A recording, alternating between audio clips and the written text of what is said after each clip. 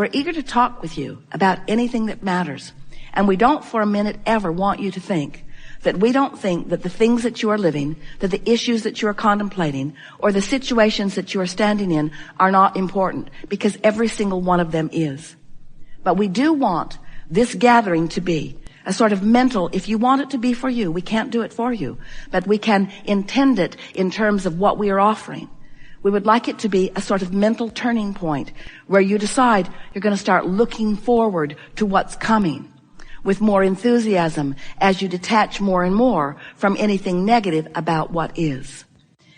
Because you've been sifting through the data of life, and you've been launching these rockets of desire. Whenever you know what you don't want, you, for a moment, know what you do want, even though it's a vibration you haven't practiced, and even though it's a vibration you cannot sustain.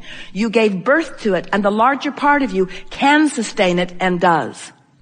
So when an idea comes to you, no matter how fleeting it is, the larger part of you holds that idea in vibrational frequency. It's like a beam of light that is forever held for you to tune yourself to. And if you care about the way you feel, then you're more likely to find yourself moving closer and closer to the frequency of it until it will breathe life into you in the same way that the rocket of desire that you launched breathed life into us. This conversation, this interaction, and this has been a conversation even though Esther's is the only voice you have heard. In other words, Esther is allowing us to demonstrate our vibrational knowledge through her voice.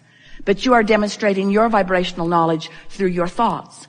So we have been having a very valid, real, important conversation. Whether you are among the few hundred sitting in this room, or whether you are among those out in cyberland who are tuning in. This live broadcast, this worldwide live broadcast, the lives that you have been living, the contemplation that you've been offering, the words that you've just heard now have caused an expansion of this universe, because this conversation has never been before until all of the universe. We don't come forth to express to you because your lives are broken and need to be fixed, because they aren't. We do not come forth because there is something that you are doing wrong that you need to correct in order to live the life in the way that you intended it to be. Nothing like that is going on. We come forth because you are the creator of your own reality, and most of you don't really know it and aren't really understanding how that is so. And until you get that life has caused you to ask for things that you're not a vibrational match to, and until you figure out how to now be a vibrational match for the things that you've been asking for, you can't complete the cycle of life thought by thought that you've been wanting. We are eager to talk with you about anything that is important to you. There is nothing off limits. We call it the hot seat, but it really isn't all that hot. Don't worry about the way it unfolds. It is our promise to you it will be perfect. And we say happily for ourselves that every question that we've posed here today will be answered and demonstrated by the conversation that we now have. Your life experience is about to give life to all of these words that you have just heard. And oh boy, what's coming for you in the next days and weeks and months is going to amplify this new knowledge that you are gathering up in these words, in this conversation. It's going to be a high-flying good next year. So how do you know when you are a vibrational match to what is wanted? You feel great. You have clear mind. You feel enthusiasm. How do you know when you're opposing it? You don't feel so good. When you feel anger, you're not a match. When you feel defensive, you're not a match. When you feel bored, you're not a match. When you feel exhilaration, really a good match. When you feel love or appreciation, really good match. When you feel interest in something, you're a really good match, you see.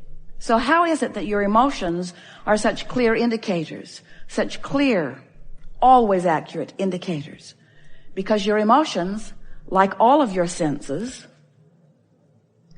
indicate the vibrational relationship between who you really are and what you've been asking for, and what your habit of thought, well, that's not really fair, what your in this moment thought, which may not be your habit. You might have just stumbled on it just now. You might be testing out that habit of thought.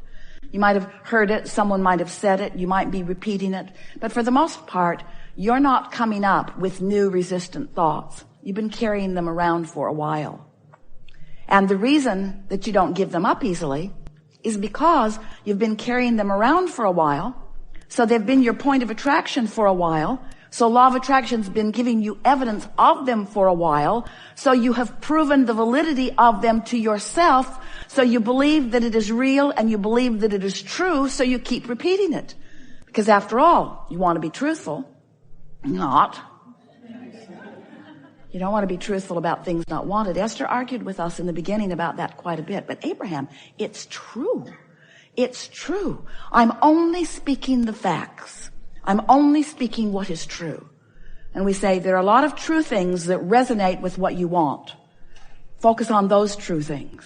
Because anything you focus upon, and this is the big words of the day, anything you focus upon, you will make your truth. Law of attraction will help you. Anything that you focus upon becomes your truth. So you just got to ask yourself, is this a truth I want to manifest? Is this a truth that I want to activate in my vibration? And the reason that we start there is because we want you to understand what the truth of your being really is. You were source energy before you came into this physical body, and the larger part of you still is that source energy being. And when you focus upon something that makes you feel fearful or angry or hateful, then you've activated within yourself something that is not active within the source within you. And that's why it feels so off. The feeling of hatred or the feeling of meanness or the feeling of defensiveness or the feeling of fear, any of those negative emotions simply means, it's important, but it's simple. It simply means that what you're thinking about and how you're thinking about it is a differing opinion of how source within you is thinking about the same thing. Which leads us to a really important premise that most of you are not completely aware of, that we are completely aware of, that we would like you to be completely aware of. And that is the source within you, your inner being, that which man wants to call God, is focused with you in every moment and offering an opinion about what you are focused upon. So when you hate that guy and you feel awful in your hatred, it's because source loves that guy. And we know you think source is misguided. If source really knew the details, let me give you more details, source. I would like to tell you specifically why I feel justified in this. I am justified in this because I feel justified in this because I feel justified in this because it is something that I do not want. And I've come to believe that if I push hard enough against unwanted things, that in my pushing against unwanted things, I will obliterate them. And as I obliterate the unwanted things, in their absence, I will be left with something that I want.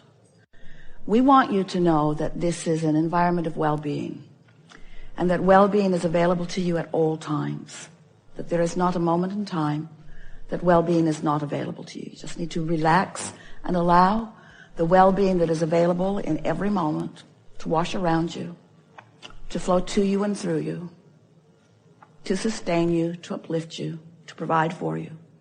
Because well-being is the balance of this universe. And if in any moment you are experiencing something less than well-being, it only means that there's something going on in your thought process, and it didn't start just now, it's been going on. Something going on in your thought process that has you temporarily, and that is really a key word, temporarily pinched off from the clarity that is available to you, from the abundance that is available to you, from the well-being that is available to you. We are eager to talk with you about anything that is important to you. We want you to know there are a few hundred of you gathered here, and we are so appreciative of your willingness to participate with us in this way, because who you are and how you focus, what you mean, what you request, and therefore what you contribute vibrationally is the essence of what's going on in these gatherings. We said to you in the beginning that this is co-creation at its best, and it is. And we are appreciative that you have come to play with us in this way. We've enjoyed this interaction more than words can explain, and we've been way out there on the leading edge. We want to compliment you on your willingness to sit and listen to us talk incessantly about the laws of the universe and about the emotions that move through you. We know for sure that as a result of your willingness to just listen, that your vibration has been moved to a different place than it was before we had this conversation. It only takes 17 seconds of non-diluted focus in order to shift vibration, and you have been giving far more than that. 68 seconds of holding yourself in a vibration of well-being will shift your vibration, your point of attraction dramatically enough that that grid must fill in and must fill in today. So we're looking forward to the evidence that you will discover of this energy shift that has taken place as a result of this conversation. You could be unaware of law of attraction. You could have never heard of Abraham or the teachings of Abraham. You could not be making any effort to focus yourself into the things that you want. And you could live happily ever after, because it is the nature of this time-space reality that you live within. In other words, you don't need to know this in order to live well, nor do the people around you. But you are deliberate creators. And there is nothing more exhilarating for deliberate creators than to get your thoughts around what you can specifically do, how you can specifically mold the energy in order to get the results that you want.